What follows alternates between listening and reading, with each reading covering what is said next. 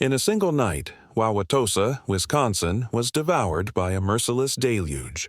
A routine summer shower morphed into a monstrous flash flood, one of the worst in the city's history. Streets that once bustled with life became raging torrents. Bridges crumbled under the relentless current, and cars bobbed like driftwood where commuters once drove. The Menominee River, typically a tranquil stream, turned ferocious, surging over its banks and tearing through neighborhoods that had never known floodwaters before. Southeastern Wisconsin was battered by a downpour with the fury of a tropical storm, unleashing over a foot of rain in mere hours. By dawn, Wauwatosa was unrecognizable. Traffic lights swayed above submerged intersections, their glow swallowed by murky water. Sirens wailed through the unrelenting rain as residents watched, stunned from their windows, the world they knew vanishing beneath the flood. Morning light revealed a city transformed, streets erased, replaced by churning rivers, power lines sagging perilously close to the water's surface.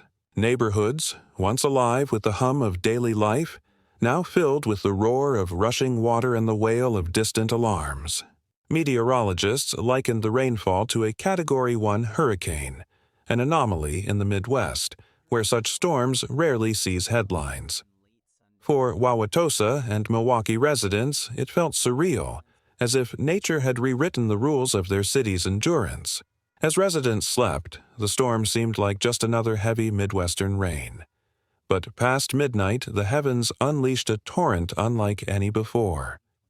Rain didn't fall. It crashed in walls, illuminated by lightning that lit up the rooftops of Wauwatosa. The Menominee River roared to life, climbing an unprecedented 14 feet above normal, a level never recorded in the city's history. Rain gauges across Milwaukee County tallied the impossible: 10 inches, then 12, then over 13 inches in under 24 hours. To meteorologists, it was a freak event, rainfall more suited to a Gulf Coast hurricane than a Wisconsin thunderstorm. To residents, it was pure chaos. Basement windows shattered under the water's weight. Storm drains erupted like geysers. On 68th Street, a small bridge was swept away by the current. Emergency sirens pierced the night as rescue teams battled to save stranded drivers. Main roads vanished, consumed by fast-moving, debris-choked water. City cameras captured surreal scenes: cars floating like buoys, dumpsters drifting down streets, and transformers exploding in bursts of light across the skyline. Neighbors shouted to one another over the deafening roar of water. Landmarks disappeared, the city's familiar map erased, leaving only fear, confusion, and disbelief. This used to be a campground. These are all campsites. You got it. One more time. When dawn broke over southeastern Wisconsin, it unveiled a city reshaped by water. The morning sun struggled through thick clouds, revealing a Wauwatosa unrecognizable. Streets were gone, replaced by rivers carrying the wreckage of lives, trash bins, children's toys, even wooden fences swept away in the brown, churning current. Emergency crews, stretched to their limits, answered a flood of 911 calls. Police cruisers stalled in intersections turned to lakes. Firefighters scoured submerged cars for trapped victims. The bridge on 68th Street lay in ruins, its metal frame twisted like tinfoil. The chaos spilled beyond Wauwatosa. In Milwaukee, major highways, Interstate 43, 41, and 94, were shut down. Traffic cameras showed apocalyptic scenes: rows of vehicles half submerged, headlights flickering underwater. Drivers climbed onto car roofs, signaling for rescue, while others waded chest-deep to reach safety.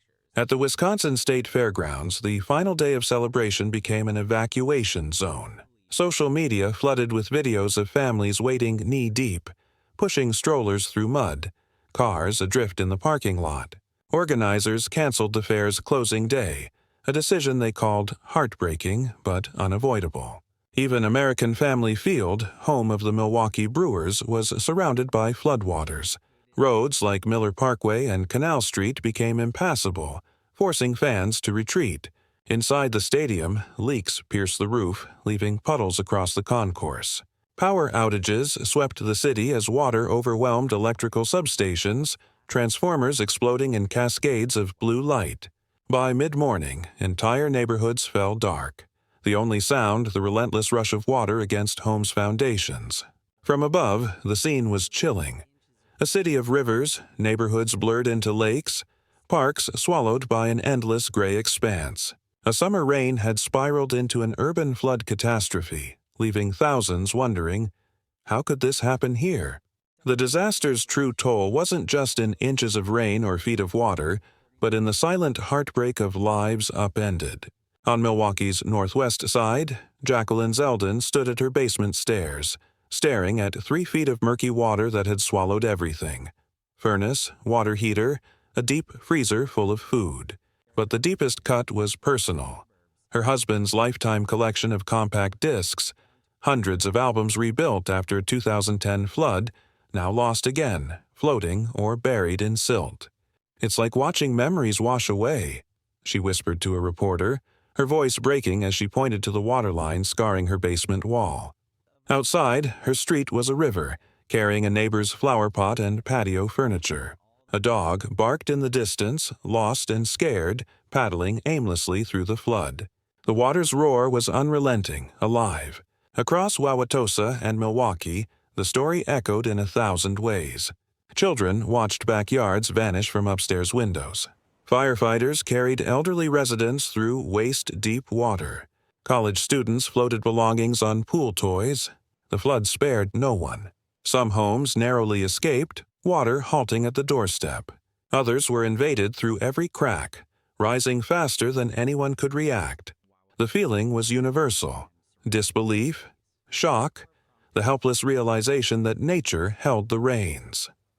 As the storm raged into the early hours, darkness spread faster than the flood. By dawn, tens of thousands of homes in Milwaukee and Wauwatosa counties lost power. Streetlights flickered out, plunging neighborhoods into an eerie half-light lit only by flashlights and cell phone screens. Hospitals switched to backup generators. Grocery stores stood dark, refrigerators failing, alarms beeping faintly.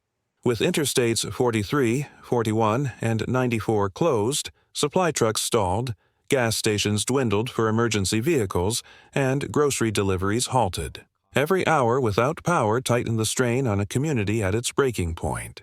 In Door County, the storm's wrath took a different form. 60 mph winds tore through coastal trees, toppling a third of Washington Island's forest. At the Cana Island Lighthouse, tourists and staff were stranded, cut off by fallen trees and impassable roads. The island was closed to the public as crews battled the wreckage. From the air, southeastern Wisconsin resembled a patchwork of islands, once connected neighborhoods isolated by water and darkness. Drones captured the haunting stillness, homes glowing faintly with candlelight, roads invisible beneath the flood, and the quiet resilience of those who refused to surrender. When the rain finally ceased, a heavy silence settled over southeastern Wisconsin, so profound it felt unnatural. In Wauwatosa, the air was thick with humidity and the scent of sodden earth. Morning light exposed the night's toll. Streets buried in mud, cars stacked like debris. One storm, one city, one community at a time. Now, we want to hear from you. Are these disasters unstoppable forces of nature or the consequence of human impact? Are we ready for the storms ahead, or just hoping they'll spare us? Share your thoughts, your stories, your voice in the comments below.